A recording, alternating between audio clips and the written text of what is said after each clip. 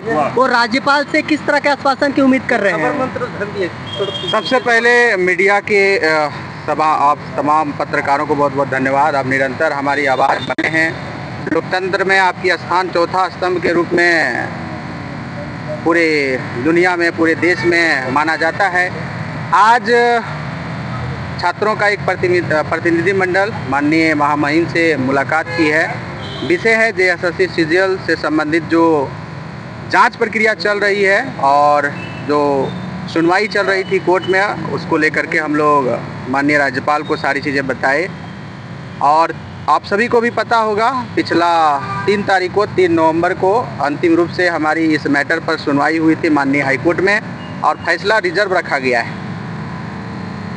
अभी जो भी हम लोगों का एलिगेशन था जेएसएससी सीजीएल में जो हम सभी ने लगाए थे, लगभग सब चीज़ जस्टिफाई हो गया है। सीआईडी और जांच एजेंसी ने सही माना है, लेकिन जांच एजेंसी के द्वारा और जांच एजेंसी के अधिकारियों के द्वारा हमारे जो इस लड़ाई के लीड करने वाले जो शिक्षक हैं, उनको बार बार नोटिस भेजा जा रहा था। इस विषय में हम लोग महामहिम से सारी बातों को अवगत कराए। उन्होंने कहा नाराज़गी व्यक्त करते हुए कि इस टाइप का घटना नहीं होनी चाहिए। जब फैसला अभी रिजर्व है, अभी किसी भी प्रकार से कोई जजमेंट नहीं आया है, तो ऐसे में किसी भी प्रकार से चीज़ें घटित नहीं होनी चाहिए। और उन्होंने कहा कि यदि किसी भी प्रकार से आपके शिक्षकों को, हमारे शिक्षकों को परेशानी की जाती है, तो हम लोग सारी बातों को न्यायालय के समक्ष रखें अपने एडवोकेट के माध्यम से। ये उन्होंने आश्वासन दिया और ये उन्होंने कहा। तो अब हम लोग का यही माननीय महामहिम की बातों को मानते हुए अब हम लोग के पास जो संवैधानिक विकल्प है, कानूनी विकल्प है कोर्ट के शरण में बात रखने का, उसको हम लोग रखेंगे। और उन्होंने कहा कि जजमेंट आने के बाद जो भी चीज़ें होती है उसमें जो भी हमारा सहयोग होगा उसमें हम आपके साथ हैं। मस्ताना सर के बारे में क्या कोई प्रस्ताव रखा गया है? जी, मस्ताना सर अब फ़िलहाल वर्तमान में वो वित्त विभाग में प्रशाखा पदाधिकारी हैं और वो सबसे पहले जेएसएससी सीजीएल में पेपर लीक से संबंधित बातों को उन्होंने उजागर किया था। और उन्होंने 2 कैंडिडेट जिनके थ्रू उनको क्वेश्चन आंसर की प्राप्ति हुई थी, एक शायद दीपिका करके, एक मनीष करके हैं, उन दोनों का डीबी हो गया है और वो लोग इंटरवेनर भी बने हुए हैं।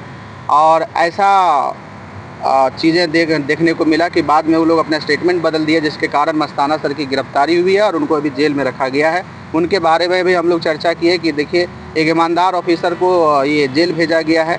तो उस संबंध में भी महामहिम ने यही आश्वासन दिया कि कोर्ट की जो प्रक्रिया चल रही है, जो सुनवाई चल रही है, उसको कंप्लीट होने दीजिए।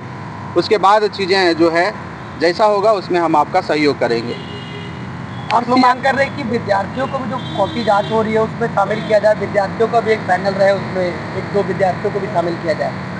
कौन सा कॉपी जांच होगा? जो भी जांच की प्रक्रिया चल रही है पारदर्शिता के लिए, मतलब आप लोग कह रहे हैं इसमें कॉपी जांच का कोई इशू नहीं है। इसमें सारा प्रक्रिया हो गया है, जैसे सीजीएल में डीबी भी हो गया है। इसमें जजमेंट आना बाकी है और अभी फैसला रिजर्व है। क्या जांच अधिकारी जो सीआईडी के हैं वो प्रताड़ित कर रहे शिक्षकों को, नोटिस दे रहे, बुला रहे, डरा रहे? बिल्कुल। जैसे कि एक आपको पता होगा जो मस्ताना सर का आप सभी ने जो बात उठाया, मस्ताना सर को इसी प्रकार से नोटिस भेज करके बुलाया गया था कि आप आइए, और जब वहाँ पर पहुँचे तो उनको अरेस्ट करके जेल भेज दिया गया।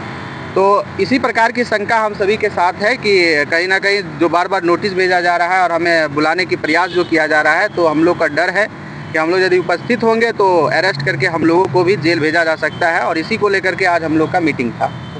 आगे किस तरह की जांच की मांग करना चाहते हैं? हम लोग देखिए, हमारा जो रीट दायर हुआ है 1100 प्लस अभ्यर्थियों ने, जेएसएससी सीजीएल के विद्यार्थियों ने माननीय न्यायालय में रीट दायर किया है। और सभी का मांग है, जिस प्रकार से जेएसएससी सीजीएल में आज 10 वर्षों का एग्ज़ाम जो है पेंडिंग है, 10 वर्षों से एग्ज़ाम सफल नहीं हो पाया है, जिसका कारण रहा है केवल और केवल पेपर लीक।